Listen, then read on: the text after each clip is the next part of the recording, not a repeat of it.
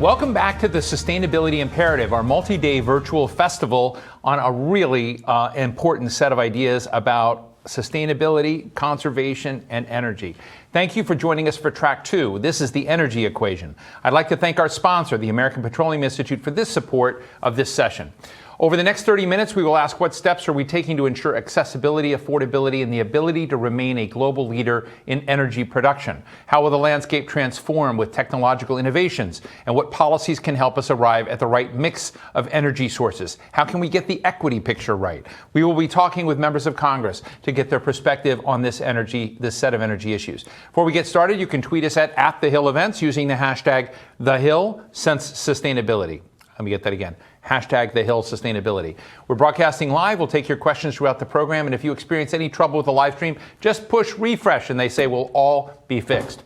Joining me now is Congressman Bobby Rush from Illinois. He's the chair of the Energy Subcommittee, where one of his top priorities is increasing opportunities for minorities within all sectors of the energy industry. Congressman Rush, it's great to see you again. Thanks so much for joining us. Let me just start out and ask you, as we look, we're at a political inflection point in this country. There's been a crisis, a pandemic. There's been economic divides. There are racial divides. We have climate crisis, climate challenges and environmental challenges in the country. And, I think people know this is a time that we need to shift.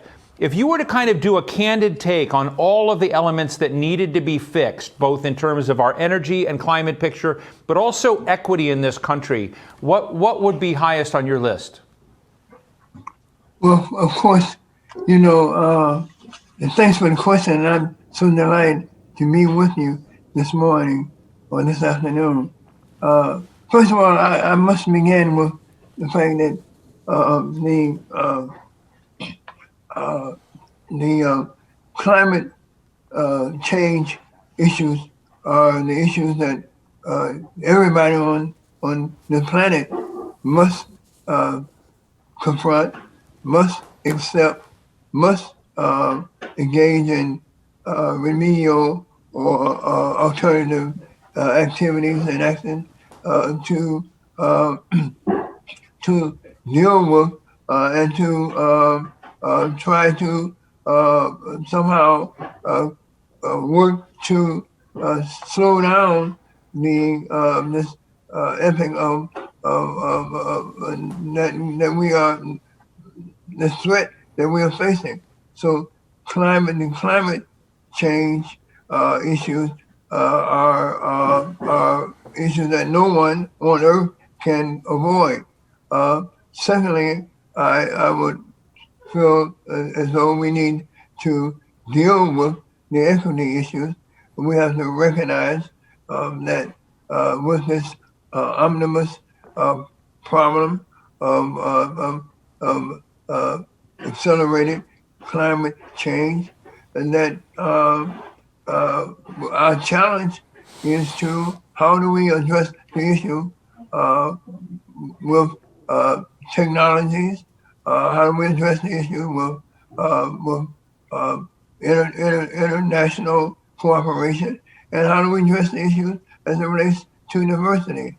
I think that, in some sense, the issue of the threat to our environment, the threat to climate change can be viewed in a moral sense.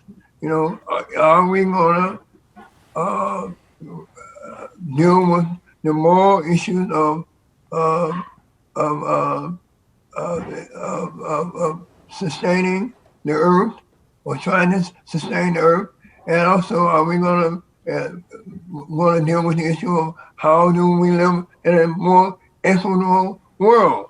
And the only way that we're going to really, in my opinion, address this issue of climate change is to deal with the inequalities that leave so many of the world's population, so many of our nation's population at a disadvantage, and at a severe disadvantage. And so we have to deal with the inequalities in how we manage not only to the best of our abilities, the environmental concerns, but also the equitable concerns, particularly from the economic perspective. Thank you for that, Congressman. I mean, I love the scaffolding that you give, but I also know that that's an awful big load. I was talking to a Republican congressman yesterday, and he said, I'm all for clean energy and clean solutions, but what I'm not for is a climate bill with a little bit on transportation as an afterthought. And if we're going to have a transportation or infrastructure bill, we need to have them do it. I'm just interested in how the tug of war between fairness, equity, the discrimination that's been built in the system, how that comes along and you get the equities right on climate, but yet we also have a build out and investment in new technologies. And I know that what's key to some of your legislation is connecting new job growth to a lot of this.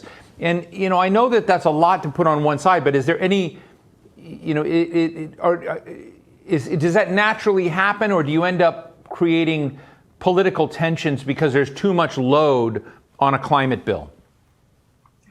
Well, I don't, I look at the climate bill like I look at most other activities, human activities, and they're all interrelated and interconnected, and how we deal with climate from a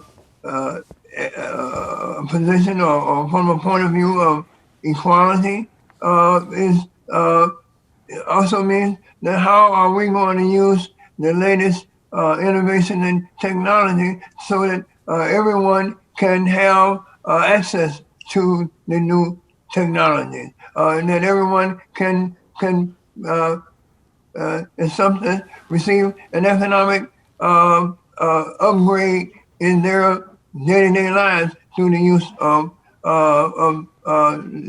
innovative environmental technologies. Let me just be clear.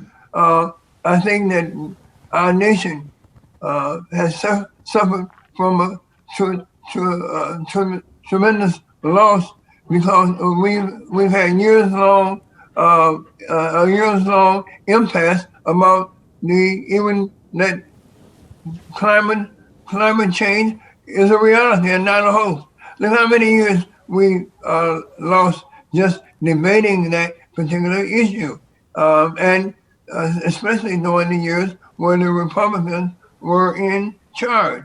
All right, and so what is the result? Well, the result of that is that we, instead of using the number one asset that the American people have, and that's American innovation, instead of us using our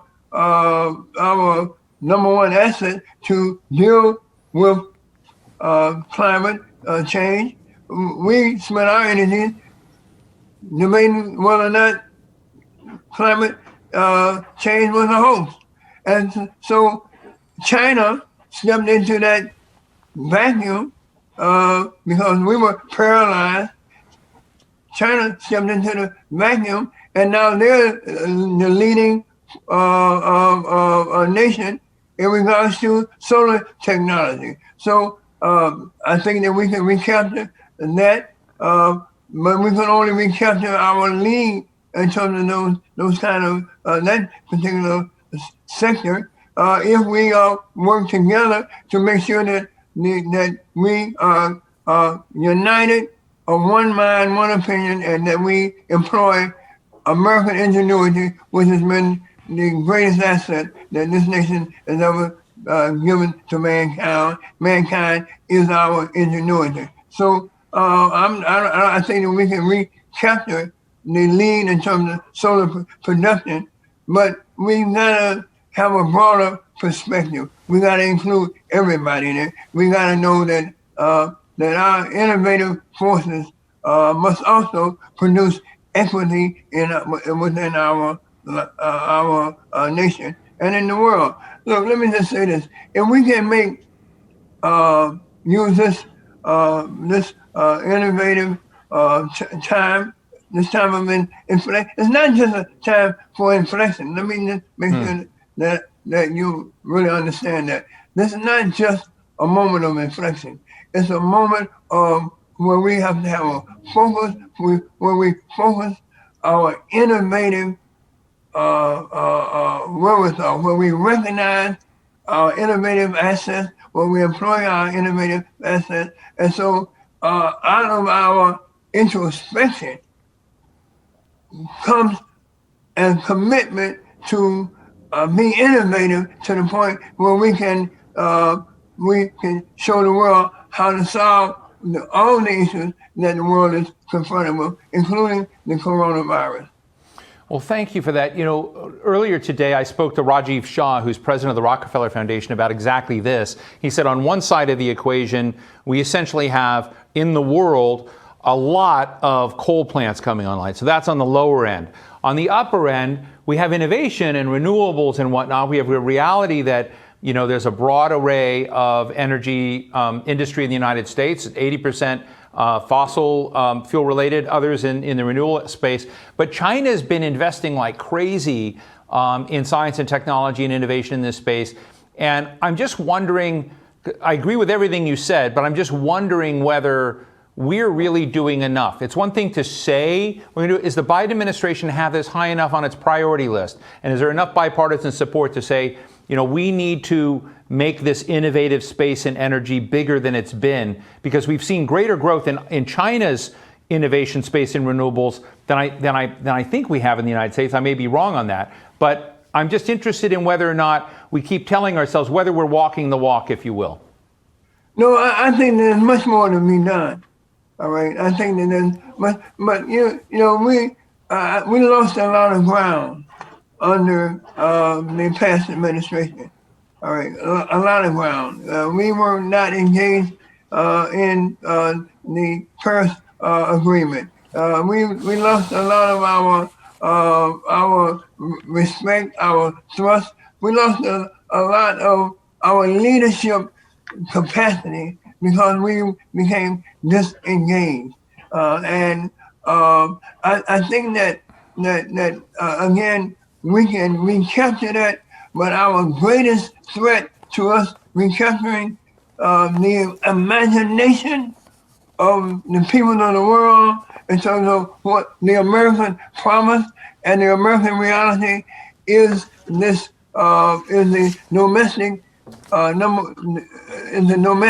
issue, which I think is the number one threat to our nation, and that is this threat from the right wing in terms of